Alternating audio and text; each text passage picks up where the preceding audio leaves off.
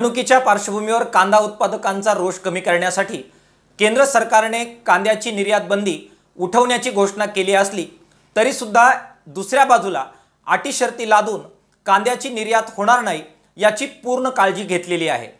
कांद्याचं किमान निर्यात मूल्य $550 आणि निर्यात शुल्क 40% लागू करून अटी शर्तीच्या माध्यमातून आपला कांदा निर्यात होणार नाही याची एक प्रकारे काळजीच घेतलेली आहे। अटी शर्तींमुळे आपल्या कांद्याचं निर्यात शुल्क हे तब्बल प्रति किलो 64 रुपयापर्यंत जातं। वाहतुकीचा खर्च यात धरला तर आपला कांदा परदेशात जाईपर्यंत 70 रुपये प्रति किलो पर्यंत पोहोचेल।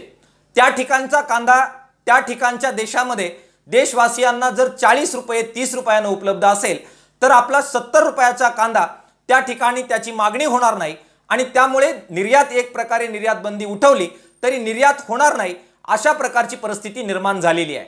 केंद्र सरकारने अशा प्रकारचे शेतकरी विरोधी डावपेच थांबवावेत आणि सलगपणाने निर्यात बंदी उठवावी। कोणतीही अटी शर्ती न लावता कांद्याच्या निर्यातीला प्रोत्साहन देऊन कांदा उत्पादकांना दिलासा द्यावा अशा प्रकारची मागणी किसान सभेच्या वतीने आम्ही करतो आहोत।